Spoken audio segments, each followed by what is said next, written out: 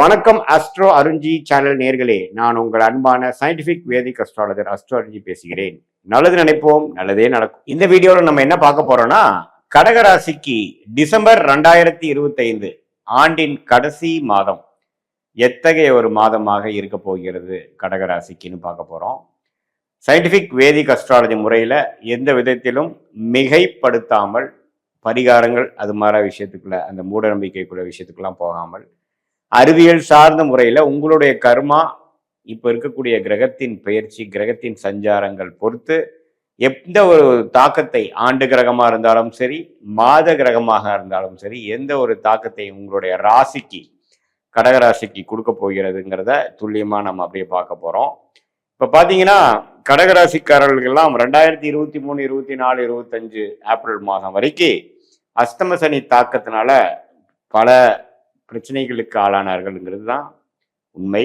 வயசு வித்தியாசம் இல்லாமல் அந்தந்த வயசுக்கு ஏற்ற அந்தந்த வாழ்க்கைக்கு சம்பவங்கள், அந்தந்த வயசுல வரக்கூடிய சம்பவங்கள் கொஞ்சம் சாதகமற்ற சம்பவங்களாகவும் கொஞ்சம் இழுபறியாக இருக்கக்கூடிய விஷயமாகவும் நமக்கு ஒரு மன குழப்பத்தையும் பிரச்சனையும் கொடுக்கக்கூடிய அமைப்பாக இருந்தது. ஃபார் எக்ஸாம்பிள், இளைய கடகராசிக்காரர்கள்லாம் பார்த்தீங்கன்னா கரியரில் செட் ஆகிறதுக்கு, வேலை வாய்ப்பு கிடைக்கிறது இல்லை, வேலையில் திடீர்னு ஒரு மாற்றங்கள், உறவுகளில் காதல் விஷயத்தில் மாட்டிட்டு கொஞ்சம் பிரச்சனை ஆகிறது, கல்யாணம் ஆகாமல் பிரச்சனையாக போயிட்டு இருக்கிறது, ஃபினான்ஷியல் விஷயங்கள், கடன் விஷயங்கள்லாம் கொடுத்துட்டு இருந்தது. இதே மாதிரி ஒரு மிடில் ஏஜ் தொழிலதிபர்களுக்கு பார்த்தீங்கன்னா திடீர் தொழிலில் முடக்கம், பிரச்சனைகள், பங்குதாரர்கள் பிரச்சனைகள், கடன் தொல்லைகள் அதெல்லாம் கொடுத்ததுங்க.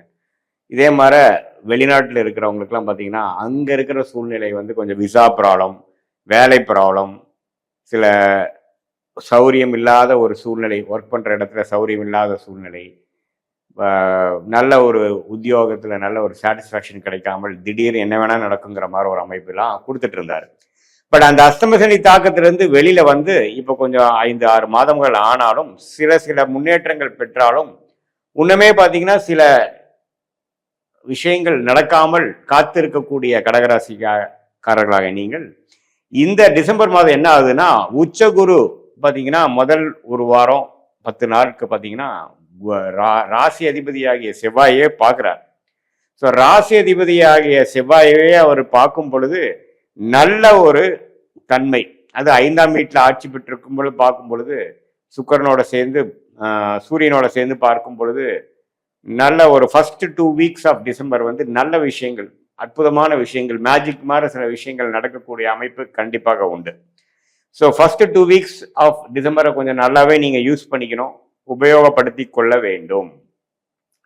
ஸோ இதுலேருந்து நீங்கள் என்ன மாதிரி விஷயங்கள் நடக்கலாம்னா, இளைய வயதினர்களுக்கு பார்த்தீங்கன்னா காதல் கை கூடுறது, தனக்கு படிக்கக்கூடிய விஷயத்தில் கொஞ்சம் முன்னேற்றங்கள் பெறுவது, ஸ்கோர் நல்லா பண்ணுறது, அவங்க எதிர்பார்க்கக்கூடிய வேலை மாற்றங்கள் கிடைக்கிறது. அதே மாதிரி தொழில் முனைவோர் பார்த்தீங்கன்னா திடீர் பண வரவு, கொஞ்சம் திடீர்னு நல்லாவே பிஸ்னஸ் டெவலப் ஆகி போகிறது, எதிர்பார்க்குற பணம் சேர்றது, அது மாதிரி விஷயங்கள். அதே மாதிரி சீனியர் சிட்டிசனுக்கு பார்த்தீங்கன்னா உடல் உபாதைகள் குறைந்து குழந்தைகள்னால நல்ல அனுகூலம் பெறக்கூடிய, மனம் சந்தோஷம் பெறக்கூடிய ஒரு அமைப்பு கொடுக்கக்கூடியது கடகராசிக்காரருக்கு உண்டு. செகண்ட் ஆஃப் பார்த்தீங்கன்னா ஒரு மாதிரியான ஒரு சுமாரான ஒரு அமைப்பு. ஏன்னா அவர் 6ஆம் இடத்துக்கு செவ்வாய் போகிறார், சூரியன் போகிறார், சுக்கிரன் போகிறார். ஸோ பார்த்தீங்கன்னா கொஞ்சம் உடல் உபாதைகள், கடன், நோய், வம்பு வழக்குகள்லாம் கொஞ்சம் தலை தூக்குறதுக்கு வாய்ப்பு இருக்கு. So first 2 weeks of December பார்த்தீங்கன்னா சில விஷயங்கள் நீங்கள் சாதகமாக செய்து கொள்ள வேண்டிய ஒரு அமைப்புகள் கண்டிப்பாக இருக்கு, வயது வித்தியாசம் இல்லாமல். ஏன்னா செவ்வாய், சுக்கிரன், சூரியன் 5ஆம் இடத்துக்கு உச்சகுருவின் பார்வை பெறுகிறார். புதன் நட்பு வீட்டில் 4ஆம் இடத்துல இருக்கும் பொழுது நல்ல படிப்பு விஷயங்கள், டாக்குமெண்ட்ஸ் விஷயங்கள், டெக்னிக்கல் விஷயங்கள், அது மாதிரி துறையில் இருக்கிறவங்களுக்குலாம் நல்ல ஒரு முன்னேற்றங்கள் வரக்கூடிய அமைப்பு. மீடியா துறையில் இருக்கிறவங்களுக்கு நல்ல முன்னேற்றம், ரியல் எஸ்டேட் அது மாதிரி விஷயத்தில் இருக்கிறவங்களுக்கு அற்புதமான முன்னேற்றங்கள் நிறைந்த ஒரு அமைப்பு கண்டிப்பாக உண்டு. ஸோ இதுதான் பார்த்தீங்கன்னா உங்களுக்கு கடகராசிக்காரர்களுக்கு டிசம்பர் மாதம் எப்படி ஓப்பன் அப் ஆகுது. இதுவரை நீங்கள் ஆகஸ்ட், செப்டம்பர், அக்டோபர்லாம் சில விஷயங்கள் எதிர்பார்த்துட்டு இருந்த விஷயங்கள்லாம் பார்த்தீங்கன்னா டக்குன்னு முடிவு பெற்று நல்ல மன சந்தோஷம் பெறக்கூடிய, சாட்டிஸ்ஃபேக்ஷன் வரக்கூடிய, ஃபுல்ஃபில்மெண்ட் கிடைக்கக்கூடிய ஒரு அற்புதமான டைம்லாம் கொஞ்சம் வரக்கூடிய அமைப்புகள் இருக்கு.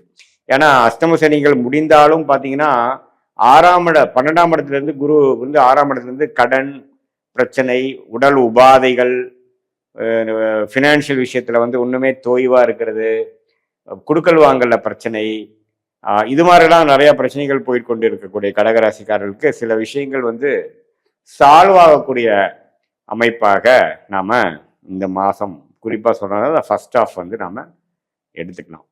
ஸோ இதுதான் வந்து ஒரு பொதுவான கடகராசிக்காரர்களோட பலனை தவிர, நீங்கள் உங்களுடைய ஜென்ம ஜாதகத்தில் நீங்கள் பிறந்த தேதி, பிறந்த நேரம், பிறந்த ஊரெல்லாம் கொடுத்து நீங்கள் நம்ம ஜாதகம் பார்க்கும் பொழுது நீங்கள் என்ன தசாபுக்திகள் போயிட்டு இருக்கு, நீங்கள் என்ன லக்னத்தில் பிறந்தீங்கிறதெல்லாம் நம்ம பார்த்து அந்த தசநாதன் புக்திநாதன் எந்த ஸ்தானபலம் திக்பலத்தில் இருக்காங்க, அது என்ன ஆதிபத்தியம் பெற்றிருக்குது, அதெல்லாம் சேர்த்து நாம் இப்போ டிஸ்கஸ் பண்ண அந்த கோச்சார கிரக பயிற்சி அமைப்போட சேர்த்து வச்சு பார்க்கும் பொழுது துல்லியமான சயின்டிஃபிக் வேதிக் அஸ்ட்ராலஜி முறையில் அடுத்த வரக்கூடிய 3 மாதங்கள் எப்படி இருக்குது, அடுத்த வரக்கூடிய 6 மாதம் 1 இயர் எது மாதிரி ஒரு திசையில் நம்மளுடைய வாழ்க்கை பயணம் திரும்ப போகிறது, என்னென்ன பிராப்தங்கள் காத்திருக்குது, என்னென்ன பிராப்தங்கள் நமக்கு இல்லை அப்படிங்கிறத உங்கள் ஜாதகத்தில் இருக்கக்கூடிய கர்மாவின் அடிப்படையில் தெரிந்து கொண்டு எதையும் மிகைப்படுத்தாமல் பரிகாரங்கள் அது மாதிரி விஷயத்துக்குள்ள போய் குழப்பாமல் எது நடக்குங்கிறது கிளாரிட்டியோட பார்த்து அதுக்கு தகுந்த மாதிரி நம்மளுடைய